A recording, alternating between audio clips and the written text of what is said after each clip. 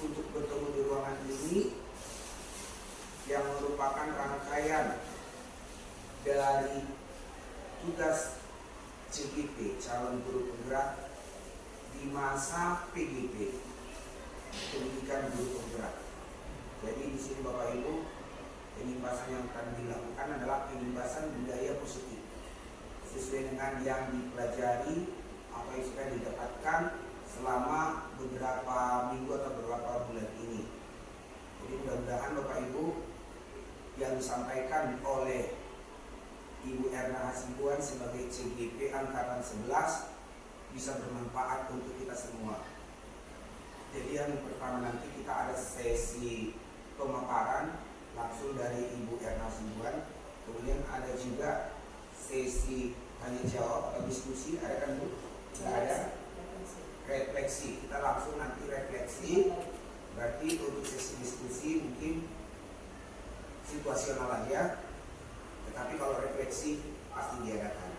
Jadi kita sama-sama memperhatikan, mudah-mudahan apa yang disampaikan oleh Ibu Erna Hasibuan dapat bermanfaat bagi kita semua untuk pengembangan pendidikan yang berpihak kepada peserta didik sesuai dengan filosofi pendidikan dari Bapak Ki Hajar Dewantara sebagai Bapak Pendidikan Nasional. Kepada Ibu Erna Hasibuan kami persilakan.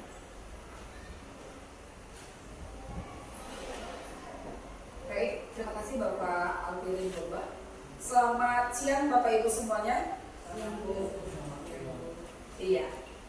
Puji syukur kita panjatkan kehadirat Tuhan yang Maha Kuasa atas berkatnya, atas rahmatnya kita boleh berkumpul di ruangan ini dalam rangka penyelesaian tugas modul 1.4 aksi nyata saya sebagai calon guru penggerak Angkatan 11 Kabupaten Tapanuli Tengah.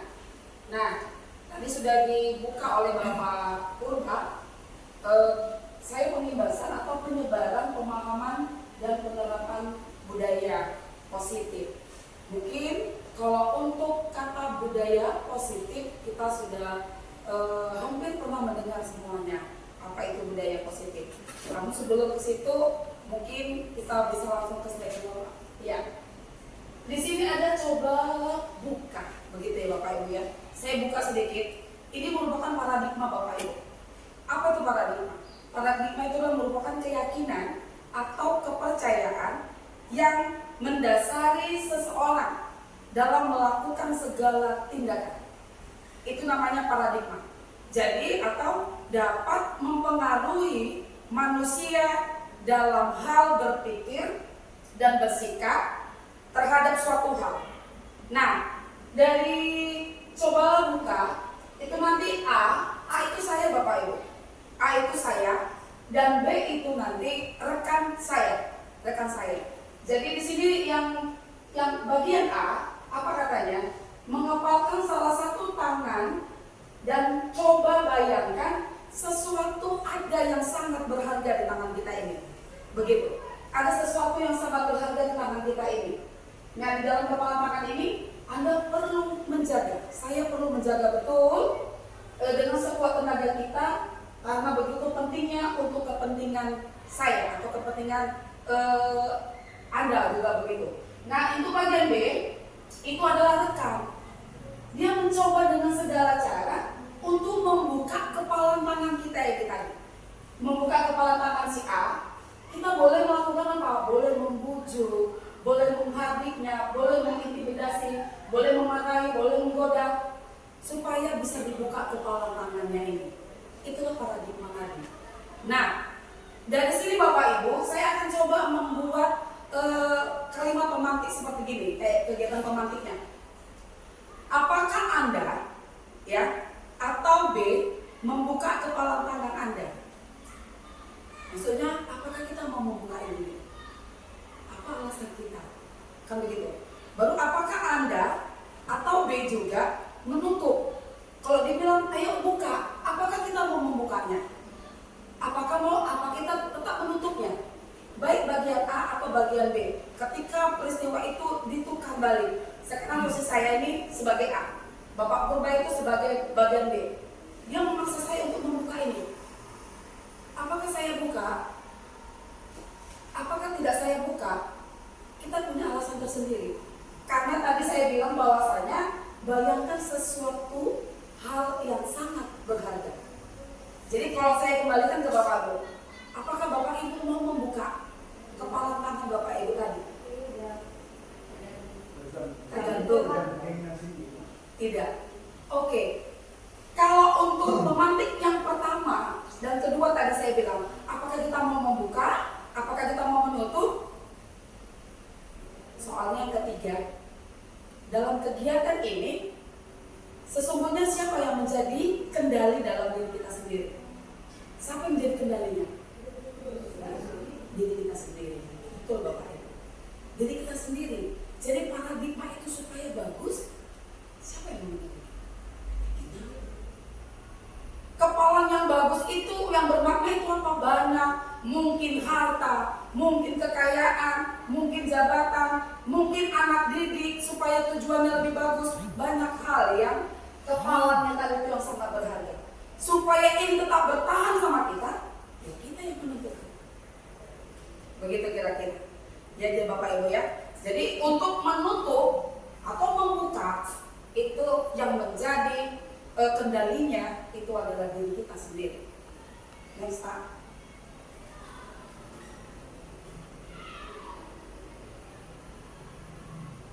Oke, Bapak Ibu, di sini ada teori kontrol yang diteliti oleh Dr. William Gleiser.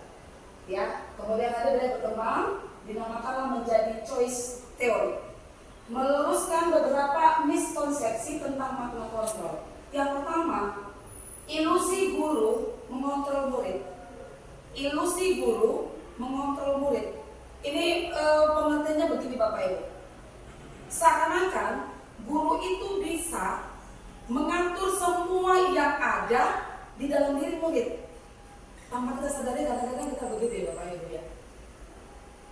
Diri kau, ambil itu, lakukan ini. Kita kontrol lah itu Bapak Ibu. Ya, jadi seakan-akan kita bisa mengontrol seluruhnya apa yang ada dalam diri anak-anak.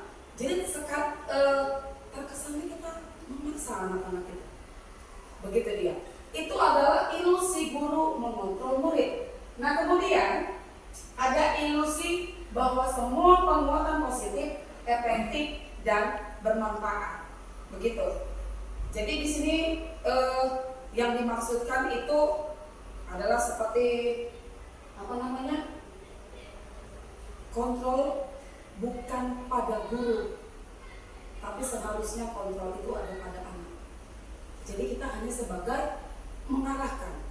Itu tadi, kita yang mengarahkan. Jadi penguat positif yang efektif. Jadi pengontrol yang benar itu bukan pada guru Bapak Ibu, tapi dari murid itu sendiri. Begitu. Nah, kemudian ada ilusi bahwa kritik dan membuat orang merasa bersalah dapat menguatkan karakter. Itu dia. Kita sering Bapak Ibu membuat siswa itu merasa bersalah. Sangat sering. Sangat sering. Kadang kita bilang begini, kau nggak kasihan ya sama orang tuamu sudah capek kerja di sana. Dia merasa bersalah begitu. Aku udah capek ngajar di depan ini, kau tidur, di mana kamu? Kita buat si anak merasa bersalah. Begitu dia. Ya. Jadi bahwa kritikan itu menjadi identitas yang gagal sama anak-anak. Kenapa? Kalau kita buat begitu bukan jadi dia lebih baik Bapak Ibu. Mungkin dia jadi lebih merontak. Karena mungkin pengalaman kita masing-masing berbeda di kelas. Ada yang kalau di rontak dia tambah marah begitu dia. Jadi kemudian ada ilusi bahwa orang dewasa memiliki hak untuk memaksa. Begitu Bapak Ibu. Banyak orang dewasa yang percaya bahwa mereka itu memiliki tanggung jawab untuk membuat murid-murid itu berbuat hal-hal yang kita mau. Tapi memang terkadang siswa itu memang harus ada yang mengarahkan. Pasti ada yang harus mengarahkan. Tapi tidak sepenuhnya Bapak Ibu orang dewasa itu memiliki hak untuk memaksa. Kita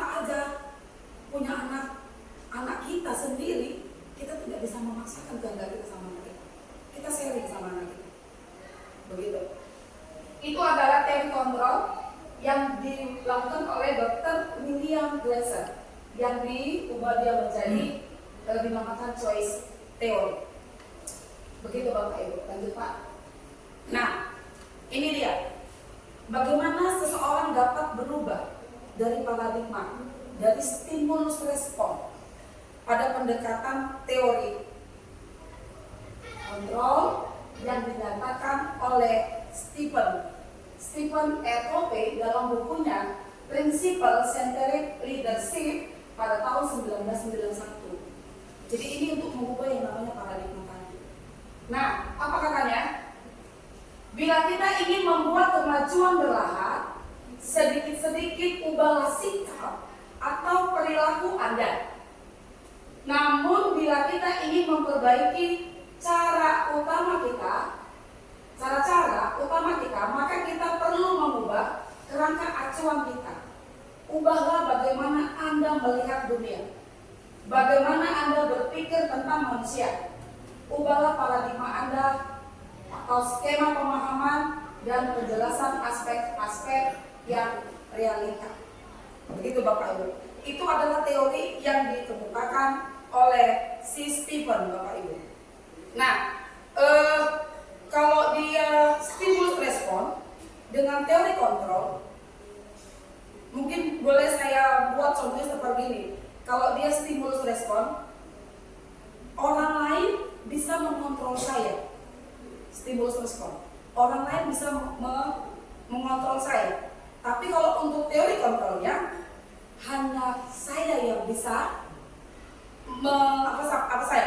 mengontrol saya. Itu tadi. Stimulus respon tadi, orang lain bisa mengontrol saya. Tapi kalau teori kontrolnya, ya hanya saya yang bisa mengontrol saya. Begitu. Atau boleh juga moda berpikir, karena kita berpikir menang kalah gitu. Tapi kalau untuk di teori kontrol Bapak Ibu, yang kita pikirkan adalah kita menang. Jadi lebih baik kita menggunakan yang namanya teori kontrol tadi untuk diri kita dan untuk di lingkungan kita juga. Next Pak. Oke, Bapak Ibu, mari coba kita tanyakan dalam diri kita sendiri. Bagaimana kita berperilaku? Bagaimana kita melakukan? Apakah yang kita lakukan itu dengan hati yang memang benar-benar kita melakukannya? Atau kita melakukan karena ingin dipuji gitu ya? Apakah kita melakukan supaya kita dapat penghargaan? Apakah kita melakukan itu karena takut peraturan? Begitu kira-kira. Banyak kan orang di luar sana, dia melakukan sesuatu hal supaya nampak hebat dia di sekolah, supaya dapat pujian dia, supaya dapat penghargaan dia. Loh, luar biasa itu Ibu A, keren dia. Nah, itu udah pujian, penghargaan. Nah, dari sini kita akan munculkan namanya disiplin positif Bapak Ibu. Disiplin positif. Makna kata disiplin itu yang terbayang di benak kita selalu kalau disiplin itu apa Bapak Ibu? Kalau kita bicara disiplin, yang terbenak, yang terbersih di dalam pikiran kita itu apa Bapak Ibu?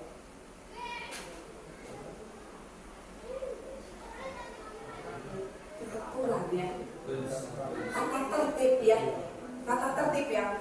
Dalam bayangan kita kalau kita bilang disiplin itu, yang pertama tata tertib.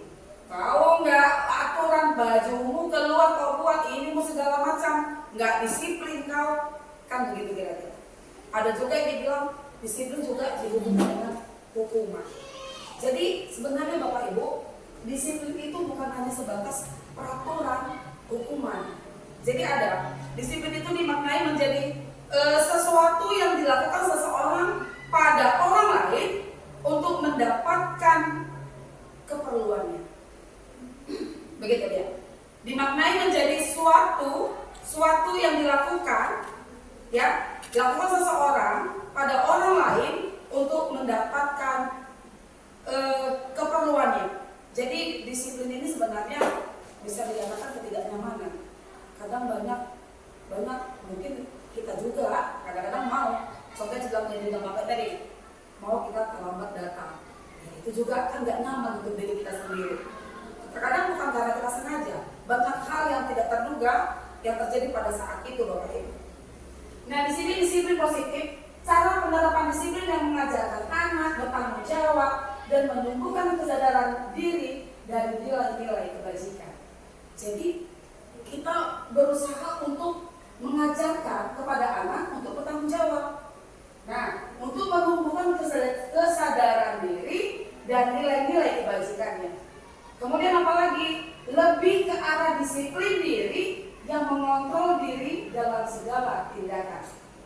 Kemudian apalagi Bapak Ibu, disiplin positifnya itu dapat membuat murid memahami dan menyadari berdasarkan motivasi internal, bukan paksaan, bukan pujian, dan bukan hukuman.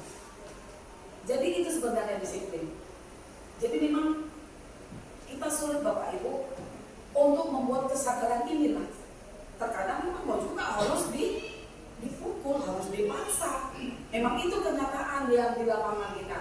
Tapi memang lebih baiknya kita arahkan ke anak, jangan ada proses pemaksaan, tapi dari kesadaran diri anak-anak itu sendiri. Next, Pak. Oke Bapak Ibu, ini Bapak Ki Hajar Dewantara. Jadi apa kata Bapak menurut Ki Hajar Dewantara? Di mana ada kemerdekaan, jadi kalau dibilang disiplin Bapak Ibu, disiplin, di mana ada kemerdekaan, disitulah harus ada disiplin yang kuat. Sesungguhnya disiplin itu bersifat self-discipline, yaitu kita sendiri yang mewajibkan kita dengan sekeras-kerasnya, tetapi tidak sama saja, tidak cakap melakukan self-discipline. Wajiblah penguasa lain mendisiplinkan diri kita.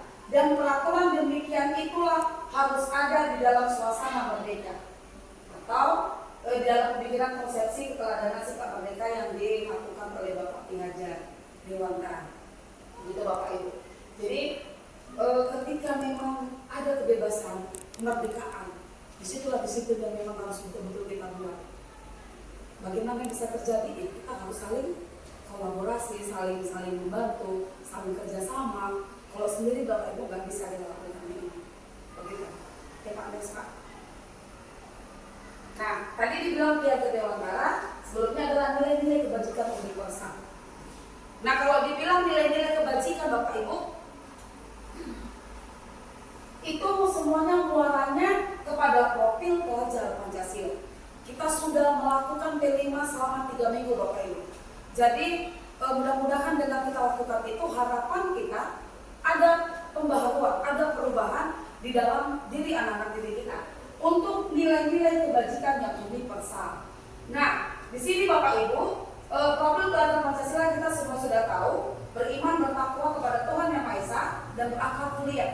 Jadi Bapak Ibu, untuk nilai-nilai kebajikan yang berada pada beriman, bertakwa dan berakhlak mulia, itu adalah akhlak beragama. Kemudian akhlak pribadi, akhlak kepada manusia, akhlak peduli kepada alam, dan akhlak bernegara. Itu adalah bagian nilai kebajikan melalui profil Pancasila, beriman, bertakwa, dan berakhlak mulia. Kemudian untuk yang berkebinekaan global, yaitu dia mengenal dan menghargai budaya, komunikasi dan interaksi antar budaya, refleksi dan tanggung jawab terhadap pengalaman kebinekaan, kemudian berkeadilan sosial. Nah, untuk bergotong royong seperti tadi yang saya awali tadi, kolaborasi, kemudian kepedulian, kemudian kalau yang kreatif, menghasilkan gagasan yang original, menghasilkan karya dan tindakan yang original, memiliki keleluasan berpikir dan mencari alternatif permasalahan. Nah, untuk bernalar kritis, memperoleh dan memproses informasi dan gagasan, kemudian menganalisa dan mengevaluasi penalaran, kemudian merefleksikan dan mengevaluasi pemikirannya. Nah, untuk mandiri, itu adalah pemahaman diri dengan situasi dan regulasi diri.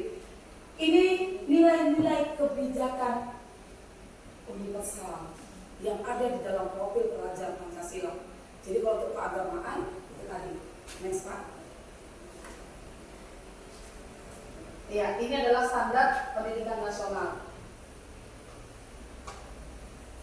Dalam rangka menciptakan lingkungan yang positif, maka setiap warga sekolah dan pemangku kepentingan perlu saling mendukung, menghayati, dan menerapkan nilai-nilai kebajikan yang telah disepakati bersama.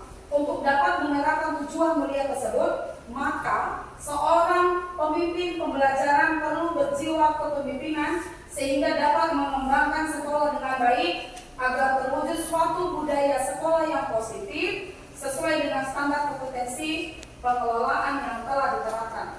Tujuan mulia dari penerapan disiplin positif adalah agar terbentuk murid-murid yang berkarakter, Bapak Ibu.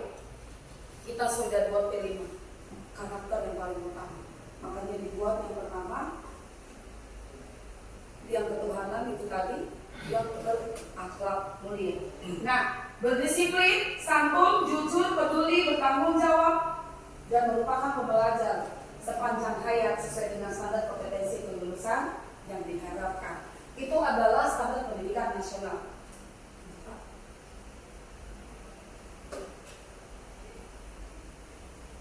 Oke, nah tadi kita sudah baca tentang paradigma, kita sudah bahas tentang disiplin.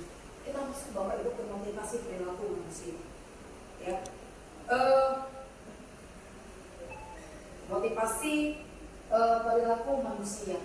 Ini menurut Diane Gossen dalam bukunya Restructuring School Discipline menyatakan ada 3 motivasi perilaku manusia. Yang pertama, untuk menghindari ketidaknyamanan atau hukuman. Itu motivasinya. Yang kedua, untuk mendapatkan imbalan atau penghargaan dari orang lain. Kemudian yang ketiga, untuk menjadi orang yang mereka inginkan dan menghargai diri sendiri dengan nilai-nilai yang mereka percayai. Di posisi ini kita di mananya gitu, ya kan? Motivasi kita untuk mengajar, yang mana yang mau kita buat? Apakah kita supaya kita tidak dihukum? Apakah kita supaya mendapat imbalan atau penghargaan? Apakah kita menjadi orang yang mereka inginkan dan menghargai diri sendiri dengan nilai-nilai kita? Sama dengan anak-anak juga, kalau kita balikan. Apakah anak-anak mengerjakan tugas yang kita kerjakan supaya jangan kena hukum? Apakah dia supaya dapat imbalan kah dia? Begitu. Jadi Bapak Ibu, apa yang akan terjadi kalau kita yang melakukan untuk menghindari ketidaknyamanan atau hukuman? Berarti belum ada motivasi yang tulus dari diri kita. Berarti ada faktor eksternal yang lebih mengutamakan diri kita. Begitu kira-kira. Ada faktor eksternal atau motivasi eksternal yang lebih mendominasi kita jika kita memilih yang nomor 1. Demikian juga yang nomor 2, Bapak Ibu. Masih ada faktor eksternal yang ada dalam diri kita. Asal dipilih Bapak, iya udah Bapak. Aku kemarin belajar dikasih Ibu Seril hadiah pulpen 2 biji, itu bisa. Aku kerjakan lagi dong, mana tahu besok aku dikasih lagi sama Ibu Seril. Nah itu dia. Jadi karena ada faktor eksternal yang masih dalam diri kita. Nah kemudian, apakah kita menjadi orang yang mereka inginkan dan menghargai diri sendiri dengan nilai yang kepercayaan? Nah ini adalah Bapak Ibu motivasi internal. Inilah yang harusnya ada pada kita Bapak Ibu. Motivasi internal yang memang kita mampu, kita menghargai diri kita sendiri. Ketika kita sudah bisa menghargai diri kita sendiri, kita punya nilai Bapak Ibu, kita punya value, kita punya nilai. Jadi nilai yang ada pada kita, ya mari kita kasih sama orang lain. Begitu kira-kira Bapak Ibu. Jadi baiknya dari semua itu yang nomor 3 yang perlu kita terapkan. Nah, Bapak Ibu tadi hukuman tadi motivasi. Pernahkah Bapak Ibu mendengarkan istilah hukuman, konsekuensi, dan restitusi Bapak Ibu? Sudah pernah ya? Kalau dia iya, hukuman, konsekuensi, dan restitusi. Nah, Bapak Ibu, kalau boleh jujur, kita lebih sering yang mana kita lakukan? Hukuman ya. Hukuman itu di luar pemikiran kita Bapak Ibu. Dia kerjanya spontan. Mulut kita kan? langsung pukul, itu spontan dan nilainya sangat negatif Bapak Ibu. Kita tidak tahu bagaimana nanti dampaknya kalau kita selalu memberikan hukuman-hukuman. Bisa saja Bapak Ibu, sepeda motor kita nanti itu dikempesi apanya? Iya kan? Bannya dikempesi. Golongan mulut urusan banget. Udah bentar aku dihukum, dia aku kempesi nanti ban kereta Bapak Ibu gak bisa dia pulang. Itu contoh. Nah, kalau dibilang hukuman yang bersifat tidak terencana dan tiba-tiba, murid tidak tahu apa yang akan terjadi dan tidak dilibatkan. Hukuman itu bersifat satu arah, hanya guru yang bisa melakukan. Begitu. Nah, kemudian ini tidak ada kesepakatan. Kemudian kalau konsekuensi, ini sudah terencana atau sudah disepakati. Kita kan punya kesepakatan kelas Bapak Ibu di kelas. Kalau kau terlambat, apa yang kamu lakukan aku? Kita udah buat kesepakatan sebelum masuk kita ke sekolah, ke kelas pembelajaran. Baiknya kita sudah membuat kesepakatan kelas, peraturan yang ada di kelas. Nah nanti dari peraturan kesepakatan kelas itulah kita buat menjadi keyakinan kelas kita. Begitu Bapak Ibu. Nah sudah dibahas atau disepakati. Umumnya bentuk konsekuensinya itu tidak melanggar peraturan. Contohnya begini Bapak Ibu, kalau konsekuensi dia terlambat masuk pembelajaran kita. Yang sering kita lakukan Bapak Ibu, berdiri di depan itu.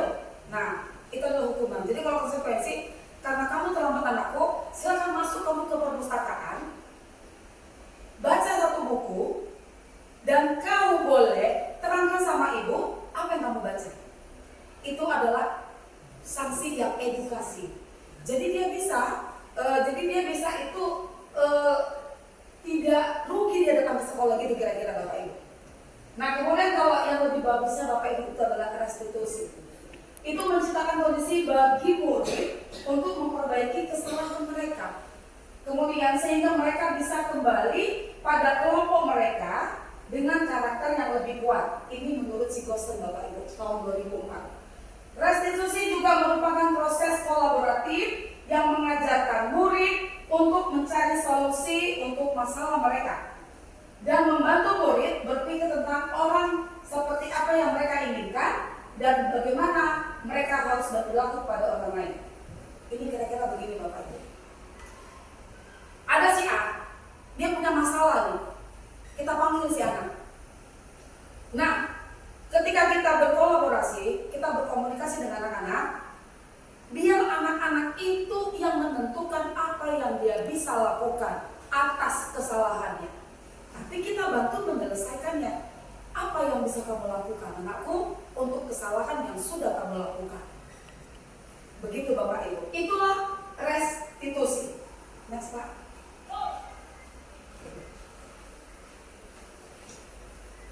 Itu Pak.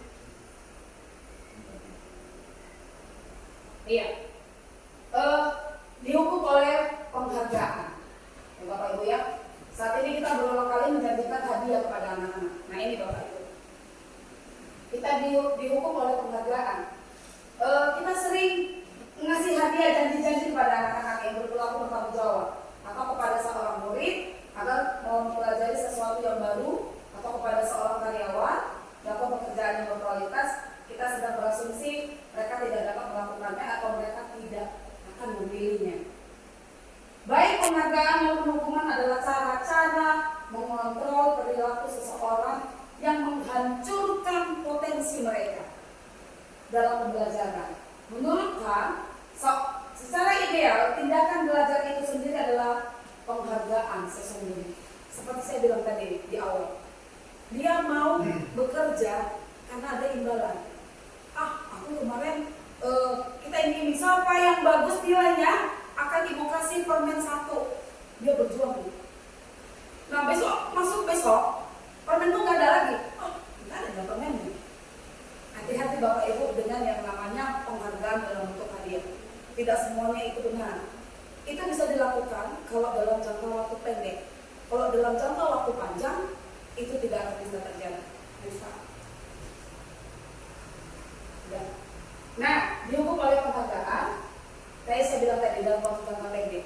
Jangka panjang, penghargaan efektif jika kita menginginkan seseorang melakukan sesuatu yang kita inginkan dalam waktu jangka pendek. Contoh Bapak Ibu, ini sekarang kita sibuk-sibuknya membuat kegiatan penghias kelas. Itu contoh jangka pendek Bapak Ibu. Anak-anak yang rajin, nanti saya belikan aqua. Nanti ada snack kita makan di sini. Yuk, ya udah, habis kegiatan dia sudah nggak ada lagi. Jadi kalau dalam pembelajaran Bapak Ibu itu kita lakukan, sulit Bapak Ibu. Jadi kalau tidak ada hadiah itu, dia tidak akan melakukan tugasnya. Kemudian jika kita menggunakan penghargaan lagi dan lagi, maka orang tersebut akan bergantung pada penghargaan yang diberikan, seperti yang saya bilang tadi. Jadi dia kehilangan motivasinya. Motivasinya hanya hadiah. Ketika nggak ada hadiah, udah nggak ada lagi. Nah, jika kita mendapatkan penghargaan untuk melakukan sesuatu yang baik, maka selain kita senantiasa berharap mendapatkan penghargaan tersebut lagi, pun menjadi tidak menyadari tindakan baik yang boleh kita lakukan. Begitu Bapak Ibu. Ya, jadi dihukum oleh penghargaan. Jadi hati-hati Bapak Ibu kita memberikan penghargaan kepada anak-anak. Nah, kemudian penghargaan itu tidak efektif. Suatu penghargaan adalah suatu benda atau peristiwa yang diinginkan yang dibuat oleh persyaratan. Hanya jika Anda melakukan hal ini, maka Anda akan mendapatkan penghargaan yang diinginkan. Jadi nggak efektif. Kalau kita lakukan baru kita mendapat. Begitu. Jika saya mengharapkan suatu penghargaan dan tidak mendapatkannya, maka saya akan kecewa. Ya, manusiawi kan Bapak Ibu. Kita sudah lakukan, tidak kita dapat ini. Jadi nggak efektif ya, begitu. Nah, jika kita memberikan seseorang sesuatu penghargaan untuk melakukan sesuatu, maka kita harus terus-menerus memberikan penghargaan itu. Pertanyaannya, sanggupkah kita? Itu pasti secara manusiawi kita tidak sanggup Bapak Ibu. Sampai kapan kita bisa terus menghargai, memberikan penghargaan? Kan begitu. Jadi penghargaan itu tidak efektif. Nah, ini penghargaan merusak hubungan katanya. Ketika seorang diberi penghargaan atau dipuji di depan orang banyak, maka yang lain akan merasa iri dengan sebagian dari mereka dan tidak menyukai orang yang diberikan penghargaan tersebut. Ini secara manusiawi belum berat juga ya. Kita harus sama-sama kerja ya. Tapi sepihak yang dipuji. Mantap Bapak ini, keren luar biasa untuk pekerjaannya begini-begini. Kita sebagai manusia, kita nggak suka dengan orang yang dipuji. Begitu dia. Kemudian jika seorang guru sering memberikan penghargaan kepada murid-muridnya, besar kemungkinan murid-muridnya termotivasi hanya untuk menyenangkan gurunya. Hati-hati Bapak Ibu. Mereka tidak akan bersikap jujur kepada guru tersebut. Dia menafik Bapak Ibu, supaya gurunya senang. Makanya dia terus lakukan itu. Nah, penghargaan menciptakan persaingan dalam kelas dan persaingan menciptakan kecemasan. Kemudian jadi mereka berlomba. Contoh di kelas nih, siapa yang jago akan saya kasih hadiah. Nah, ini berlomba. Terakhirnya apa? Gaduh yang datang. Segala cara dilakukan bagaimana? Terakhir orang yang tidak mampu Bapak Ibu, dia terus cemas. Kapan aku dihargai? Karena aku tidak bisa melomba dengan kawan-kawanku yang lain. Begitu dia. Jadi ini bisa merusak hubungan Bapak Ibu. Penghargaan ini bisa merusak yang namanya hubungan. Oke, ini penghargaan mengurangi ketepatan. Ada riset yang pertama, dalam sebuah percobaan sekelompok anak laki-laki berusia sekitar 9 tahun diminta untuk melihat gambar-gambar wajah yang ditampilkan di layar, dan mereka harus memberitahukan jika wajah-wajah tersebut sama atau berbeda. Gambar-gambar tersebut hampir sama. Beberapa dari mereka diberi penghargaan dalam bentuk uang pada saat mereka memberikan jawaban benar, sementara sebagian yang lain tidak. Kenapa?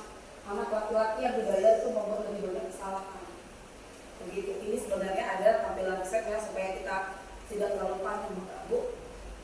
Oke, next Pak. Nah, ini penghargaan menurunkan kualitas. Hati-hati Bapak Ibu, ternyata penghargaan itu juga bisa menurunkan kualitas kita. Pengamatan dilakukan oleh pada sekelompok mahasiswa yang sedang kerja praktik di sebuah surat kabar universitas. Saat itu mereka sedang belajar menuliskan sebuah artikel tentang sebuah judul berita utama. Seiring waktu, mahasiswa-mahasiswi tersebut semakin mampu bekerja dengan cepat. Kemudian, ada dibayar untuk setiap judul berita utama yang mereka mampu hasilkan. Dan setelah beberapa lama mahasiswa-mahasiswa itu yang dibayar, ini hasil kinerjanya berhenti berkembang. Mereka tidak menerima bayaran, terus berupaya mengasah diri menjadi lebih baik. Artinya kualitasnya turun karena tidak lagi membayar dia. Gitu kira-kira. Jadi contoh ini tadi sekelompok mahasiswa-mahasiswi, dia karena memiliki keahlian untuk membuat cerita berita utama, jadi ada yang meminta, ayo saya bayar kamu. Nah, ternyata tidak dibayar, tidak lagi membayar, dia malas. Karena apa? Menurunlah kualitasnya. Begitu Bapak Ibu. Oke Pak, next Pak. Ngantuk Bapak Ibu ya? Ngantuk ya? Oke, ntar lagi kita sedikit Pak, ada sedikit kita ada Pak. Harus dia. Sik lagi Bapak Ibu. Nah kemudian penghargaan mematikan kreativitas Bapak Ibu. Penghargaan itu dia mematikan kreativitas. Murid-murid diminta berpikir mengenai hadiah atau penghargaan yang bisa mereka dapatkan bila berhasil menulis sebuah puisi. Kreativitas kelompok murid-murid ini menjadi berkurang dibandingkan dengan yang tidak diberitahukan tentang hadiah yang bisa mereka terima. Itu tadi penghargaan itu yang mindsetnya, itu yang menjadi bumerang Bapak Ibu. Penghargaan boleh kita lakukan, tapi kita sepakat dan Bapak setuju juga ini dalam waktu jangka pendek. Kalau jangka panjang Bapak Ibu itu tidak diizinkan Bapak Ibu. Nanti jadi anak-anak itu motivasinya jadi ekstrinsik dari luar. Niatnya dari dalam itu tidak akan muncul Bapak Ibu. Oke, next Pak. Ini penghargaan menghukum. Ternyata penghargaan tadi sudah menurunkan kualitas, menurunkan kreativitas, bahkan penghargaan itu ternyata menghukum juga Bapak Ibu. Penghargaan menghukum mereka yang tidak mendapatkan penghargaan, misalnya dalam sistem ranking, mereka yang mendapatkan ranking kedua akan merasa paling berhukum. Benar nggak Bapak Ibu? Gantung mungkin perasaannya ya. Kenapa aku nggak ranking 1? Atau mungkin sama sekali bos dapat ranking kian mungkin. Bilang sini yang dapat ranking 2 akan merasa paling berhukum. Kemudian memberikan penghargaan dan hukuman adalah hal yang sama karena keduanya mencoba mengendalikan perilaku seseorang. Karena orang pada dasarnya tidak suka dikendalikan, dalam jangka waktu lama penghargaan akan terlihat sebagai hukuman. Kemudian jika suatu penghargaan diharapkan, namun Anda tidak mendapatkannya, Anda akan merasa dihukum. Itu manusiawi Bapak Ibu. Ya. Jadi penghargaan ini harus hati-hati juga kita. Bisa ternyata menjadi menghukum. Sifatnya jadi bisa menghukum bagi anak didik kita dan kita juga sebagai pendidik. Esa. Nah kemudian motivasi dalam diri atau intrinsik. Inilah yang diharapkan Bapak Ibu. Saat sedang anak belajar untuk pertama kali menggabungkan huruf-huruf dan kata-kata serta menyadari bahwa ia dapat membaca, timbul pijar di matanya dengan sebuah senyuman. Bapak Ibu kita punya anak kecil di rumah. Ketika dia bisa membaca, "Ma, aku tadi bisa baca lah. Tadi aku di sekolah kan menyatukan huruf B sama A, ba, bisa aku lakukan." Nampak dari matanya yang bersinar, tersenyum senang. Begitu dia. Dan dia wajahnya pun semangat. Nah anak tersebut begitu gembira bahwa ia telah mempelajari dan menguasai sesuatu keterampilan yang baru dalam dirinya. Sampai dengan Bapak Ibu pulang anak kita dari sekolah, "Mak, aku ketua kelas Mak dibikin Mak." Hal yang baru, keterampilan baru yang dia hadapi di sekolah tingkatannya yang baru. Begitu Bapak Ibu. Nah, jika kita memberikan penghargaan kepada seorang atau anak pada saat dia sedang merasa bangga dengan pencapaian sendiri, maka kita akan mengambil kegembiraannya yang saat itu sedang dirasakan secara alamiah. Bapak Ibu, ketika kita memberikan hadiah sama anak kita di rumah, "Ma, aku tadi bisa baca gini loh Pak. Ayo nak kita ke supermarket." Hati-hati Bapak Ibu. Mau beli apa anakku? Kebanggaan. Hati-hati Bapak Ibu. Karena apa? Kita sudah menghukum, mengambil kegembiraannya dia. Jadi yang kita lakukan apa? Bagus, tingkatkan ya. Mantap itu anakku.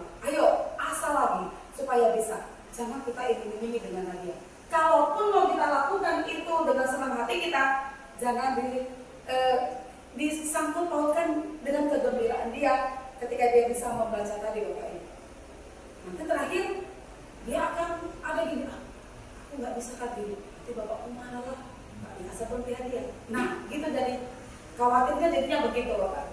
Oke, itu dihukum oleh penghargaan. Next Pak. Iya, Bapak Ibu kita sedikit sebentar ya. Ya, boleh Bapak Ibu kita keluar dari bangku kita, Bapak Ibu kita sedikit sebentar.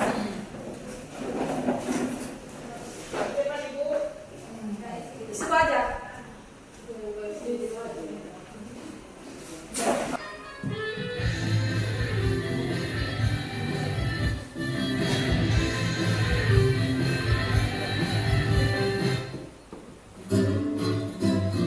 Oke, kita sama-sama pakai.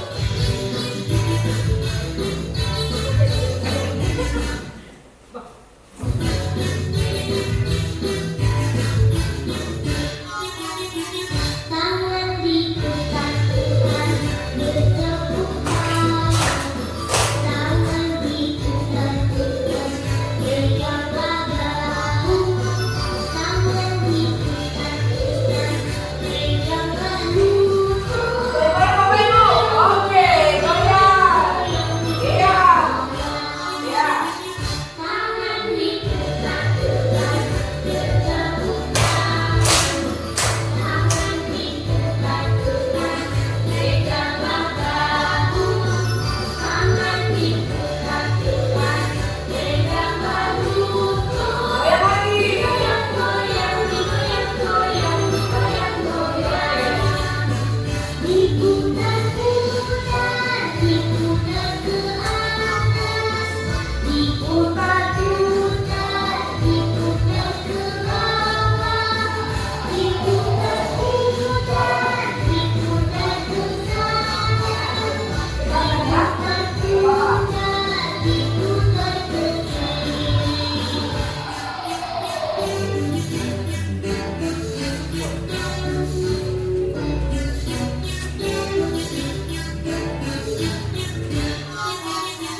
Tangan diputar Tuhan bertepuk tangan diputar Tuhan tegaklah bahu, tangan diputar Tuhan tegaklah lutut, digoyang-goyang digoyang-goyang digoyang-goyang, tangan diputar Tuhan bertepuk tangan diputar Tuhan tegaklah bahu, tangan diputar Tuhan tegaklah lutut, digoyang-goyang Goyang-goyang.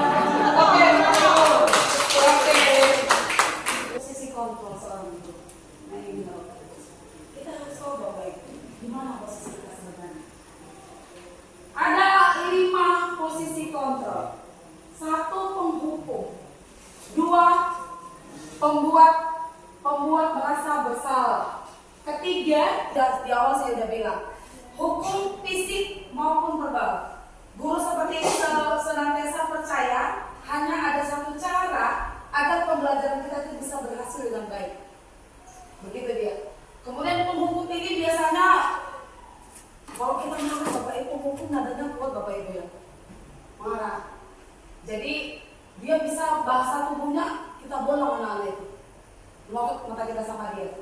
Kemudian jari kita jujur. Memang kamu begitu kan Bapak Ibu. Nah, contohnya begini bahasanya.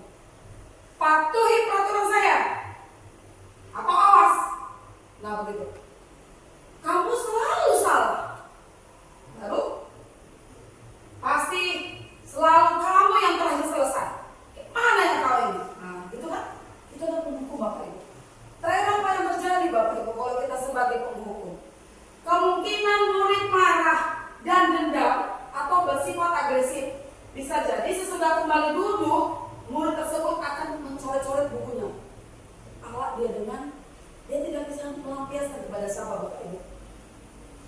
Kemudian dia lebih buruk lagi Bapak Ibu, sekolah bisa saja tintil mobil kita,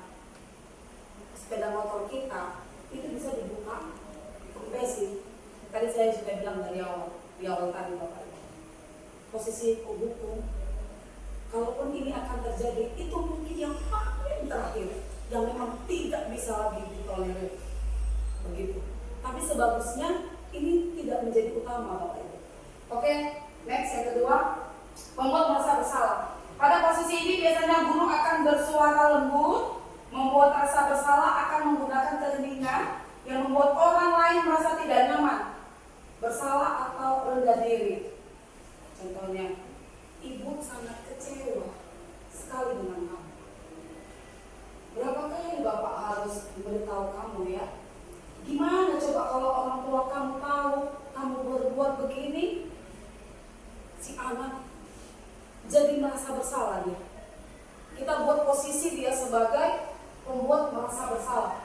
Nah, bagaimana risikonya Bapak Ibu? Apa yang akan terjadi? Murid akan merasa bersalah telah mengecewakan ibu atau bapak gurunya.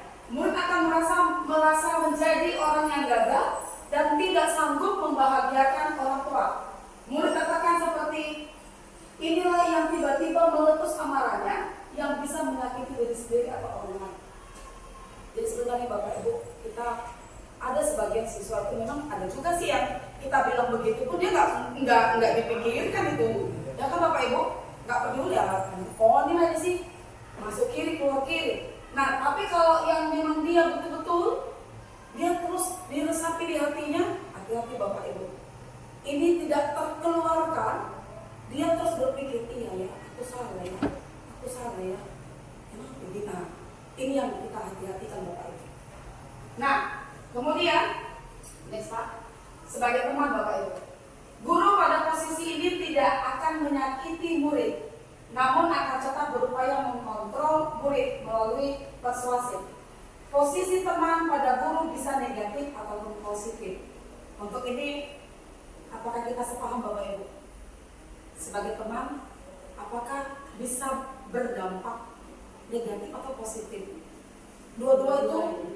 Dua-duanya bisa ya Bapak Ibu ya? Iya. Mereka akan berkata, ayo bantulah demi Bapak ya, gitu kan? Ayo ingat tidak Ayo ingat tidak bantuan Bapak selama ini. Ayo ingat bantuan Bapak selama ini. Ya sudahlah, lain kali tidak apa-apa, nanti Ibu bantu bereskan. Kita posisi kita sebagai teman. Alhasil apa Bapak Ibu? Anak-anak itu kesannya tidak menghargai kita. Ya kan Bapak Ibu? Apalagi lihat kita di SMP, di SMA saja kita harus hati-hati dengan posisi teman ini. Kita terkadang nanti jadi dikendalikan si anak, kan begitu kira-kira.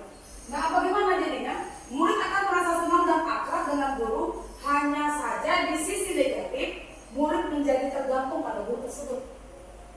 Bila ada masalah, dia merasa bisa mengandalkan guru tersebut untuk membantunya, dan akan berbuat sesuatu bila yang menyuruh adalah guru tersebut. Kemudian itu belum tentu berlaku sama dengan yang lain. Karena ada itu Bapak Ibu, nyaman dia dengan dia. Ada masalah, Pak, Bu, ini begini lah Bu, gimana itu? Nah, begitu kan? Bagus juga sih posisi teman ini bagus. Jadi kita lebih dekat sama anak-anak. Namun kita harus ada batasannya Bapak Ibu, supaya tidak tidak kecolongan kita untuk tingkahnya yang selalu jadi ketergantungan dengan kita, nggak mau suruh orang lain kalau bukan kita yang menyuruh, kan udah payah itu Bapak Ibu. Oke, next Pak. Nah ini Bapak Ibu sebagai pemantau. Memantau berarti mengawasi. Pada saat kita mengawasi, kita bertanggung jawab atas perilaku orang-orang yang kita awasi. Posisi memantau berdasarkan pada peraturan-peraturan dan konsekuensi. Ini biasanya nadanya datar. Bahasa tubuhnya juga formal. Apa peraturannya nak? Itu boleh. Contohnya. Kemudian apa yang telah kamu lakukan? Beda dengan nada. Apa yang sudah kamu lakukan? Dengan apa yang sudah kamu lakukan? Di sini ada Bapak Silo, mungkin dengan nada kita bisa mengartikan makna dari bahasa itu kan Bapak ya. Nah kemudian sanksi atau konsekuensi apa yang akan kamu terima dengan perlakumu ini? Begitu Bapak Ibu. Itu memantau. Murid memahami konsekuensi yang harus dijalankan karena telah melanggar salah satu peraturan sekolah. Guru tidak menunjukkan suatu emosi yang berlebihan, nggak menjadi marah atau membuat murid merasa bersalah, tapi murid tetap juga tidak nyaman dengan keadaan itu. Kita kan lihat, mana ada sih mana? Kenapa nggak mau pakai? Kita pemantau Bapak Ibu di situ posisi kita. Tapi anak yang kita tegur, yang kita pantau itu dia tidak nyaman dengan itu. Begitu. Next. Oke, ini bermain peran tentang posisi kontrol. Next Pak. Nah, ini Bapak. Jadi kalau dia membungkuk tadi saya bilang, nada suara tinggi, bahasa tubuh melotot. Nah, tadi udah di awal udah saya bilang tadi ya, membuat rasa bersalah, nadanya halus memang. Tapi tajam. Gimana ya kawan? Yang nggak kasihan kok sama mamamu. Lembut, ada tajam. Begitu. Nah, kemudian bahasa tubuhnya juga merapat pada anak. Kita peluk si anak. Jadi si anak juga merasa bersalah. Kemudian sebagai teman, nada suaranya ramah, akrab, bercanda, bahasa tubuh merapat pada murid, dan matanya senyum menyenangkan. Kemudian sebagai pemantau. Nah, seperti ini adalah nada suaranya datar, bahasa tubuhnya formal. Next Pak. Sebagai posisi kontrol ideal, seseorang guru adalah sebagai manajer Bapak Ibu. Inilah sebaiknya yang ada pada kita. Guru berbuat sesuatu bersama murid dan mempersilakan murid mempertanggungjawabkan perilakunya dan mendukung murid agar menemukan solusi atas permasalahannya sendiri. Posisi manajer mengacu pada posisi restitusi yang dapat menjadikan murid sebagai manajer bagi dirinya sendiri sehingga terciptalah identitas positif atau berhasil pada diri murid tersebut. Jadi kalau kita selaku manajer, kita ada masalah, tidak langsung marah seperti penghukum, tidak langsung membuat merasa bersalah, tidak langsung kita merasa jadi teman. Kemudian kalau sebagai dia manajer, kita tanya dulu, kenapa nak? Apa masalahnya? Begitu. Oke, next Pak. Inilah Bapak Ibu yang disebut dengan segitiga restitusi tadi. Sebenarnya ini sudah kita lakukan Bapak Ibu, tapi mungkin dari antara kita tidak tahu bahwasannya itu namanya segitiga restitusi. Ya, yang pertama apa saja? Menstabilkan identitas. Jadi ketika kita bertanya sama anak-anak, kamu tadi, atau saya tadi dapat laporan dari Bapak Purba, kamu ada kegiatan apa tadi di sekolah, di kelas Bapak itu? Apakah kalau mau sesuatu? Iya Bu. Kita stabilkan dulu identitasnya. Baru, kenapa kalau lakukan itu? Begitu dia. Tentu kamu punya alasan aku. Kira-kira kalau boleh Bapak tahu atau Ibu tahu, apa alasannya? Nah, kalau dia sudah memberikan alasannya, identitasnya, kita validasi kesalahannya, validasi tindakan yang salah. Kita bilang begini Bapak Ibu, oke nak, nggak apa-apa. Setiap orang itu punya masalah. Semua orang pasti pernah melakukan hal itu. Saya juga ketika sekolah juga dulu pernah melakukan hal itu. Tapi kalau sudah kau lakukan itu, apakah sudah melanggar keyakinan yang mana yang kau langgarin dengan aku? Begitu kira-kira. Jadi segitiga restitusi itu menstabilkan identitas, validasi tindakan yang salah, dan menanyakan keyakinan. Kalau sudah menanyakan keyakinan, dia tahu keyakinan yang mana yang dia salah. Kalau kamu udah tahu begitu, apa yang harus kau lakukan? Begini Ibu, begini Bapak, begini. Oke, karena kau sudah melakukannya dan kau sudah tahu apa solusinya, jangan pulang lagi anakku. Itulah sebaiknya yang kita lakukan Bapak Ibu. Jadi anak itu tidak merasa bersalah.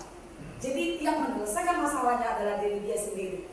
Nah, proses menciptakan kondisi bagi murid atau anak untuk memperbaiki kesalahan mereka sehingga mereka bisa kembali pada kelompok mereka dengan karakter yang lebih kuat.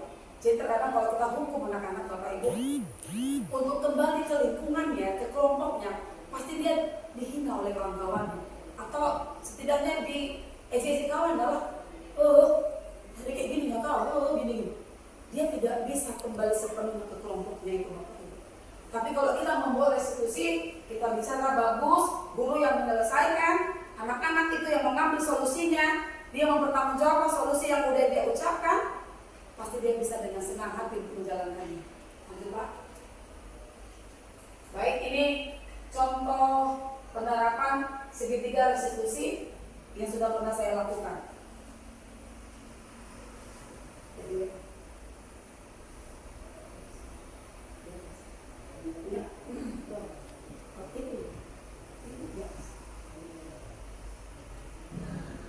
Ini segitiga restitusi. Ceritanya si Samuel tidak memakai pakaian seragam olahraga pada saat pelajaran olahraga. Kamu tahu kenapa saya panggil? Nah, karena saya tidak diizinkan untuk berbicara dari. Kenapa tidak diizinkan? Karena saya tidak pakai seragam olahraga. Tidak ada seragam olahraga. Oke, tapi itu kesalahan kamu ya. Nah, enggak apa-apa sih. Semua orang pernah melakukan hal itu. Bahkan ibu pun pernah melakukan hal kesalahan, ya kan? Nah, tapi menurut saya, kamu melakukan itu mungkin karena ada alasan. Kalau boleh tahu, apa alasan kamu sampai? Ya Bu, saya kira ini tidak kerjaan olahraga Bu. Berarti kamu tidak bolos tadi malam. Kamu tidak mengambil pelajaran untuk besok tadi malam tidak? Tidak Bu. Tadi pagi saya terburu-buru untuk mengambil poster Bu. Saya lupa kalau ada mata pelajaran olahraga ini. Oh berarti kamu mengambil posternya lagi pagi? Oh gitu. Nah kamu kan udah tahu. Kalau kamu melakukan suatu kesalahan seperti itu, kira-kira keyakinan kelas apa yang sudah kamu lakukan? Disiplin berpakaian. Disiplin ya. Nah, penting nggak disiplin berpakaian? Penting ya. Disiplin itu penting. Kan kamu sudah tahu kalau disiplin itu penting. Selanjutnya apa yang kamu lakukan semua supaya tidak terulang? Saya akan memberikan perlengkapan yang akan digunakan untuk sekolah dan lain-lain. Namanya lambang berwasta untuk pembelajaran besok pagi. Oke, baiklah. Kalau sudah tahu ke depannya jangan diulang lagi. Jangan diulang lagi. Keyakinan kelas yang sudah kita sepakati harus diingat dan dijalankan dengan baik. Baik Samuel, karena kamu sudah bisa mengambil keputusan untuk pembelajaran dari kesalahanmu, silakan kamu boleh kembali ke ruanganmu untuk belajar pelajaran selanjutnya. Baik, terima kasih. Oke, Samuel. Bapak Ibu, demikianlah kira-kira contoh dari restitusi singkat yang boleh saya lakukan. Jadi anak-anak itu tidak merasa bersalah dengan membuat kesalahan yang dia lakukan. Jadi dia bisa mengambil solusi dari kesalahannya. Oke Pak, next. Oke. Nah, tadi kita sudah bicara tentang keyakinan kelas. Saya yakin Bapak Ibu guru sudah memiliki kesepakatan kelas yang dilakukan di sekolahnya, di kelasnya masing-masing. Jadi kalau kesepakatan kelas itu merupakan peraturan-peraturan. Beda dengan keyakinan kelas. Kalau dia keyakinan kelas tidak boleh lagi menggunakan bahasa tidak boleh. Jadi kalau dia kesepakatan kelas atau peraturan, kita masih menggunakan kata negatif. Tidak boleh makan-makan di dalam ruangan kelas. Tidak boleh terlambat. Itu kesepakatan. Tapi kalau udah keyakinan kelas, kata tidak itu tidak boleh lagi Bapak Ibu. Belajar dengan tertib. Jaga datang tepat waktu. Tidak boleh terlambat. Bahasa sebenarnya datang tepat waktu dengan tidak boleh terlambat itu sama Bapak Ibu. Tapi untuk keyakinan kelas, jangan ada unsur negatif. Kata negatif itu tidak itu negatif Bapak Ibu. Tidak boleh makan-makan, tidak boleh terlambat. Begitu Bapak Ibu ya. Jadi keyakinan kelas ini guru berperan mewujudkan terbentuknya keyakinan sekolah atau kelas dengan adanya kesepakatan antara guru dan murid. Begitu Bapak Ibu. Kemudian kalau dari siswanya, keyakinan sekolah atau kelas bersifat universal yang mudah diingat, dipahami dan harus diterapkan dalam lingkungan sekolah. sekolah. Berdoa sebelum belajar.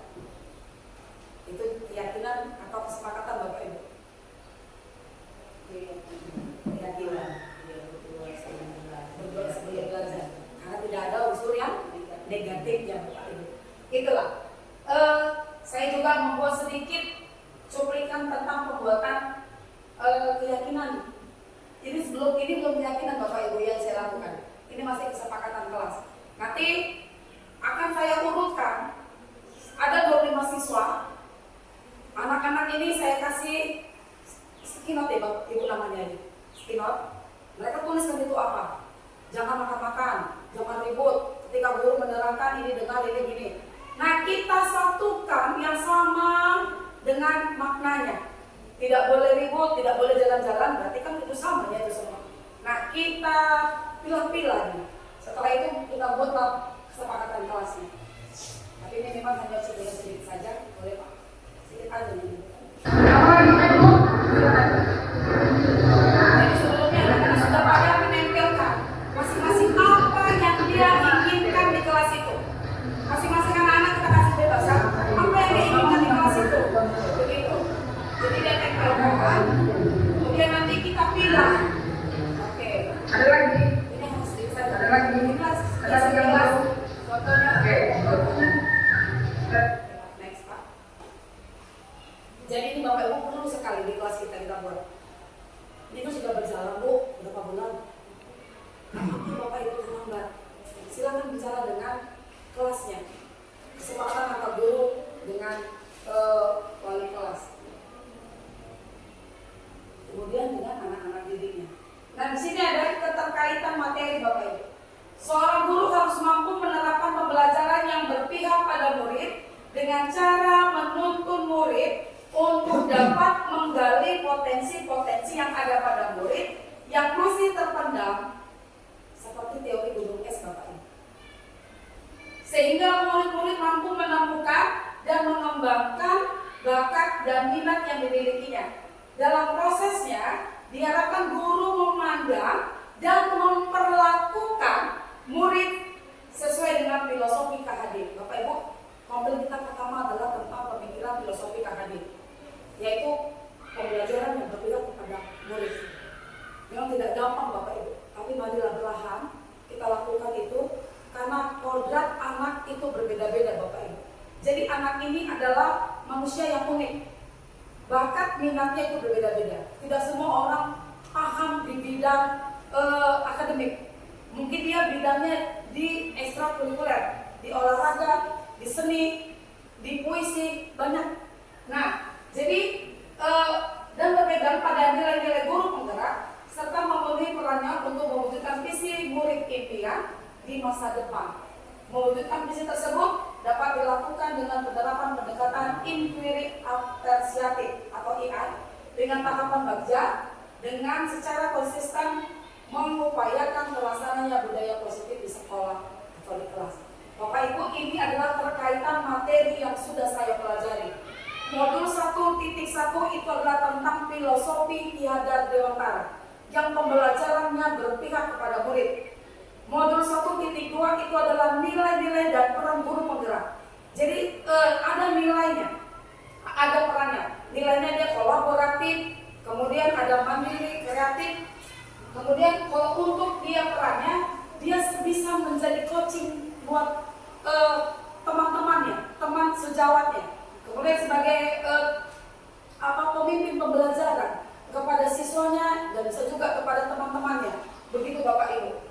Nah itu semuanya nanti akan diwujudkan pada visi sekolah yang sudah kita laksanakan pengimbasan PI kedua saya. Di sini ada Bapak Ibu juga yang ikut ambil bagian di PI saya waktu datang, Ibu Tendi dengan Ibu Hayati pada saat itu, yaitu tentang pembuatan visi sekolah kita. Nah dari hasil yang sudah kita dapat kemarin Bapak Ibu, ternyata masih selaras dengan visi yang ada di sekolah. Jadi tidak perlu lagi kita untuk menambahkan atau merubahnya gitu pada saat itu yang kita lakukan Bapak Ibu. Saya butuh ada refleksi atau umpan balik dari Bapak Ibu guru yang boleh berhadir hari ini. Kira-kira pertanyaannya begini Bapak Ibu. Satu, hal baru apa yang mengubah paradigma saya? Tadi saya udah bilang paradigma tadi di awal. Itu adalah keyakinan atau kepercayaan yang mendasari seseorang dalam melakukan segala tindakan. Begitu Bapak Ibu. Atau dapat mempengaruhi manusia dalam hal berpikir, bersikap untuk sesuatu hal yang ingin kita lakukan. Itu paradigma. Jadi hal baru apa yang mengubah paradigma saya dan yang saya dapatkan. Kemudian perasaan apa yang muncul selama mengikuti sesi ini Bapak Ibu, khususnya mengenai makna disiplin dan motivasi intrinsik. Ketiga, peran Among seperti apakah yang saya telah lakukan selama mengikuti sesi ini. Begitu Bapak Ibu. Kemudian saya akan menjadi Among yang seperti apakah setelah mengikuti sesi ini. Tadi 5 posisi kontrol tadi Bapak Ibu. Banyak pembelajaran, mudah-mudahan apa yang sudah saya sampaikan tadi itu bisa merefleksi diri saya dan diri Bapak Ibu yang ada di sini.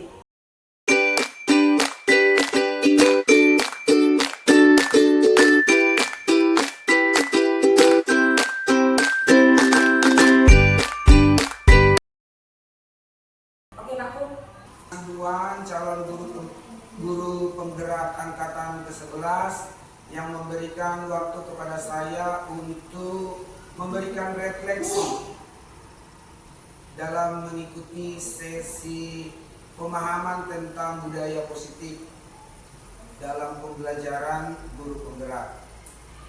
Yang ingin saya refleksikan di sini adalah ada hal baru yang mengubah paradigma saya dalam dunia pendidikan.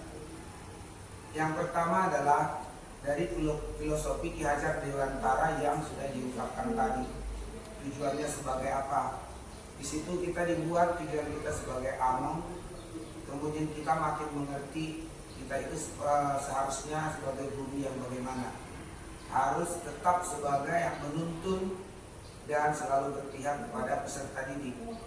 Kemudian yang kedua, yaitu kita semakin mengerti bahwa disiplin positif harus tetap kita tegakkan atau kita perkenalkan kepada para peserta didik. Disiplin positif dan dimulai dari diri kita sendiri sebagai guru. Kemudian dalam penentuan keyakinan kelas yang selama ini kadang-kadang kita melakukan atau membuat aturan yang berlaku di dalam suatu kelas itu adalah merupakan kebijakan dari guru itu sendiri.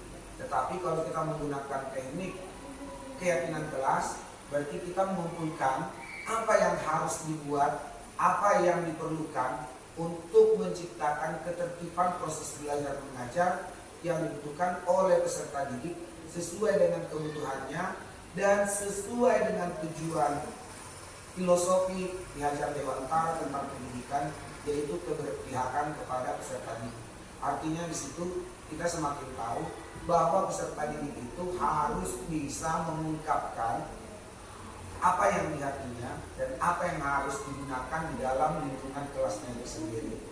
Kemudian paradigma yang saya dapatkan lagi yaitu dalam pemecahan suatu masalah yang berasal dari peserta didik. Maksudnya di situ apa? Kita di sini sudah lebih menggunakan teori kontrol. Teori kontrol itu apa? Yang selama ini terjadi sebagian besarnya di lingkungan guru atau guru langsung yang terjadi adalah langsung sifat menyalahkan. Jika umpamanya peserta didik melakukan suatu hal yang sudah tidak sesuai dengan aturan sekolah, maka yang keluar dari pemikiran si guru adalah apa? Kamu itu salah. Ternyata tidak seperti itu, tetapi kita harus melakukan proses atau teknik segitiga restitusi, yaitu yang pertama menstabilkan situasi. Kita harus mengetahui kenapa dia bisa seperti itu. Kemudian kita melakukan validasi, yaitu apa alasannya dia melakukan seperti itu. Kemudian yang terakhir adalah kembali ke keyakinan yang sudah dibuat di lingkungan sekolahnya atau di lingkungan kelasnya. Setelah melakukan teknik segitiga restitusi tersebut, mudah-mudahan peserta didik yang bermasalah akan menyadari apa yang perlu diubah, apa yang perlu dilakukan agar tercipta keadaan pendidikan proses belajar mengajar yang baik, kemudian agar peserta didik lebih mendapatkan lagi apa yang dibutuhkan atau apa yang diberikan oleh guru kepada si peserta didik. Sehingga di proses segitiga restitusi tersebut yang bermain di sana adalah bukan benar melawan salah, tetapi benar melawan benar. Artinya yang dilakukan si anak itu tidak langsung otomatis salah, tapi karena ada proses-proses dari segitiga restitusi tersebut. Itulah yang bisa saya ungkapkan sesuai dengan pemaparan yang diberikan oleh Ibu Erna Hasibuan sebagai calon guru penggerak angkatan 11. Terima kasih Ibu karena sudah diberikan keterangan tersebut. Kiranya apa yang sudah disampaikan dapat bermanfaat bagi kami. Terima kasih. Terima kasih saya ucapkan kepada Ibu Erna Hasibuan yang sudah memaparkan mengenai pemahaman dan penerapan budaya positif. Dari yang sudah Ibu paparkan tadi seluruhnya, jadi ada perasaan bersalah di dalam diri saya. Selama ini saya tidak mengikuti seperti yang Ibu terangkan tadi. Ternyata semua dari ajaran Ki Hajar Dewantara itu ternyata sangat benar ya. Tutu Handayani Ngarso Suntomodo. Jadi setelah saya mendengarkan pemaparan Ibu ini, saya berusaha nanti akan merubah cara pemahaman dan penerapan budaya positif saya kepada siswa ketika saya mengajar di kelas. Jadi saya sangat senang tadi mengikuti semua pemaparan dari Ibu. Sekian dan terima kasih Bu. Terima kasih. Baik, terima kasih. Saya ucapkan kepada Ibu Erna sebagai pemateri pada sesi kita saat ini. Saya sangat berterima kasih atas kesempatan ini untuk memberikan refleksi saya sebagai peserta. Yang pertama, sebelum saya mengikuti sesi saat ini yang saya ikuti, selama ini sebagai peran saya sebagai among guru sangat bertolak belakang sekali dengan apa yang sudah disampaikan tema kita saat ini. Kalau selama ini saya lebih mengutamakan hukuman ketimbang menjadi seorang manajer. Karena apa? Karena selama ini sewaktu saya mendisiplinkan siswa, mungkin saya tidak terbenak dalam pikiran saya kalau latar belakangnya para siswa ini kan berbeda-beda. Jadi kebanyakan di daerah kita ini saya lihat kalau membuat seperti sistem manajer maka kurang efektif. Karena apa? Karena dari faktor keluarga Ibu, dari faktor keluarga. Kalau faktor keluarga itu terbiasa di sini harus ada hukuman, disiplin. Jika dia tidak bisa melakukan tugasnya yang sudah kita sampaikan, maka kan itu bukan sebuah hukuman.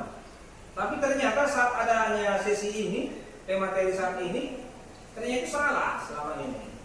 Dan saya pikir sangat menarik sekali dan Ibu sudah luar biasa ya ilmu yang sudah disampaikan di sini.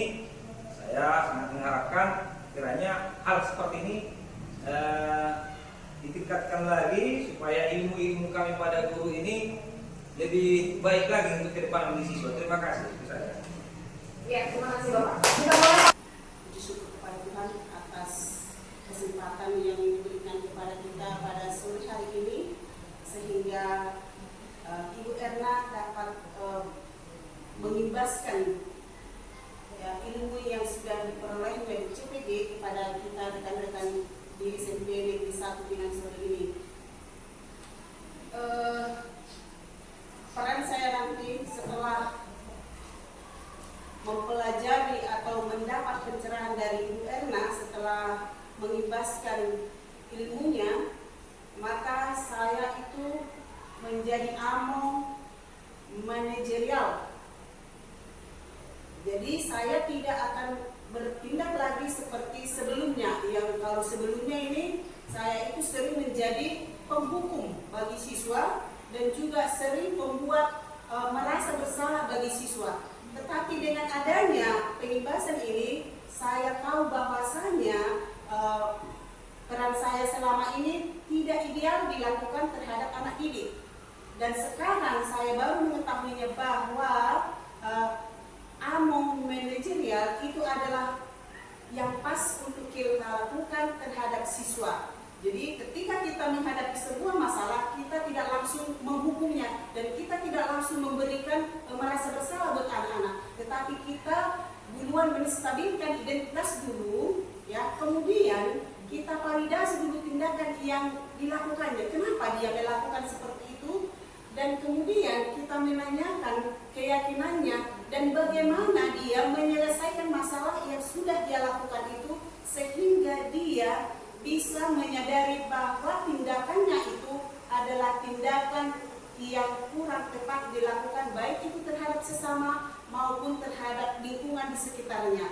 Jadi sehingga demikian, setelah mengetahui amo manajerial ini, anak-anak pun dapat diterima di kelompoknya dengan baik dan dengan sukacita. Jadi itulah harapan saya ke depannya. Jadi saya akan merubah paradigma saya yang lama itu sebagai penghukum dan sebagai pembuat rasa bersalah menjadi amo manajerial. Semoga ya dengan pengimbasan kali ini, maka semakin banyaklah rekan-rekan guru juga di sini merubah paradigma amonya ke depannya, sehingga anak didik kita menjadi anak yang bertanggung jawab, anak yang cerdas untuk dirinya sendiri, terutama untuk keluarga dan untuk bangsa dan negaranya. Demikian sekiranya yang dapat saya sampaikan.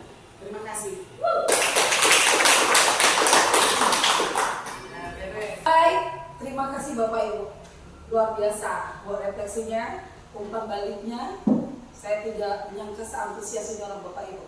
Terima kasih. Kita sharing Bapak Ibu, supaya apa yang saya dapat dari CGP itu saya imbaskan kepada Bapak Ibu. Semoga kita saling mengimbaskan Bapak Ibu untuk yang lain. Begitu ya. Tujuan kita satu Bapak Ibu, untuk mendisiplinkan atau untuk membuat budaya positif ini tetap ada di sekolah kita. Jangan terus merasa jenuh, jangan terus merasa bosan, jangan terus merasa kalah dengan situasi kita saat ini Bapak Ibu. Teruslah kita berjuang, mengutamakan yang pendidikan yang berpihak kepada siswa. Yakinlah, ketika kita berjalan dengan tulus, kita pasti akan dimudahkan. Sekian, terima kasih buat pemaparan saya. Jika dalam pemaparan tadi ada tutur kata yang tidak mengenakan hati Bapak Ibu, saya mohon maaf. Kedepannya kita saling memperbaiki. Sekali lagi saya ucapkan terima kasih. Selamat siang. Selamat siang. Ibu Erna SPD sebagai calon guru penggerak angkatan ke-11, mudah-mudahan yang disampaikan yaitu pengimbasan tentang budaya positif tetap tujuannya untuk pembelajaran yang berpihak kepada peserta didik. Apa yang sudah kita dapatkan hari ini semoga berbuah pada hari depan. Terima kasih. Mudah-mudahan ada waktu yang lain kita bertemu lagi melakukan pembahasan dan diskusi pendidikan, sehingga pendidikan di sekolah kita semakin maju. Itu saja yang bisa kami sampaikan. Terima kasih. Tuhan Yesus memberkati. Selamat sore. Kita foto